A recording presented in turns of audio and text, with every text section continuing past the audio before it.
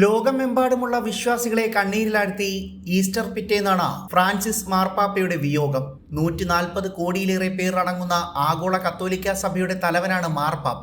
Benedict 16 മാർപ്പാപ്പയുടെ അപ്രതീക്ഷിത രാജിപ്രഖ്യാപനത്തെ തുടർന്നാണ് അർജന്റീനയിലെ ബ്യൂണസ് ഐറിസ് ആർച്ച് ബിഷപ്പായിരുന്ന കർദിനാൾ ജോർജ് മാരിയോ ബർഗോളിയോ 2013 മാർച്ച് 13 മാർപ്പാപ്പയായി തെരഞ്ഞെടുക്കപ്പെട്ടത്. മാർപ്പാപ്പ കാലം ചെയ്തതോടെ ആഗോള കത്തോലിക്ക സഭയുടെ അധ്യക്ഷ സ്ഥാനത്തേക്ക് തെരഞ്ഞെടുപ്പും നടക്കും. വത്തിക്കാന്റെ സ്വത്തിന്റെയും വരുമാനത്തിന്റെയും ഭരണാധികാരിയായ കാമർലെങ്കോ ആണ് പോപ്പിന്റെ മരണം സ്ഥിരീകരിക്കുക.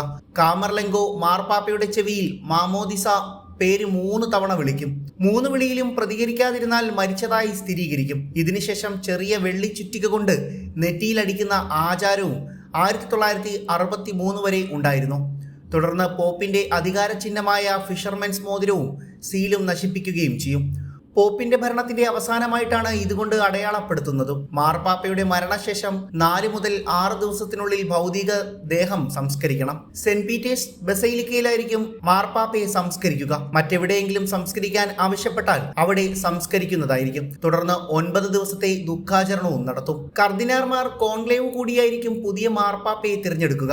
നിലവിലെ മാർപ്പാപ്പ മരിച്ച് 15 മുതൽ 20 ദിവസത്തിനുള്ളിൽ കോൺക്ലേവ് കൂടും.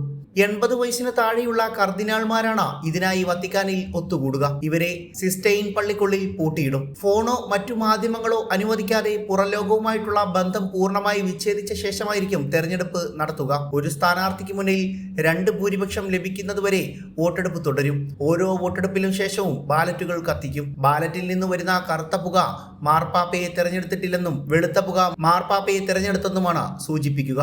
പുതിയ മാർപ്പാപ്പയെ തെരഞ്ഞെടുത്തതിന് ശേഷം അദ്ദേഹം ആ പദവിയിൽ ഇരിക്കാൻ സന്നദ്ധനാണോ എന്ന് ഔദ്യോഗികമായി ചോദിക്കും. മാർപ്പാപ്പയാവാൻ സമ്മതിക്കുകയാണെങ്കിൽ മുൻപുള്ള വിശുദ്ധന്മാരിൽ ആരുടെയെങ്കിലും ഒരാളുടെ പേര് സ്വന്തം പേരായി തിരഞ്ഞെടുക്കണം. പിന്നീട് ആ പേരിലായിരിക്കും അറിയപ്പെടുക.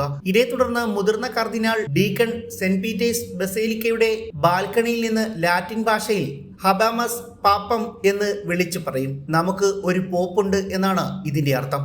തൊട്ടു പിന്നാലെ പുതിയ മാർപ്പാപ്പ സെന്റ് പീറ്റേഴ്സ്ബർഗ് സ്ക്വയറിൽ വെച്ച് തന്റെ അനുയായികളെ അഭിവാദ്യം ചെയ്യുകയും അനുഗ്രഹങ്ങൾ നൽകുകയും ചെയ്യും.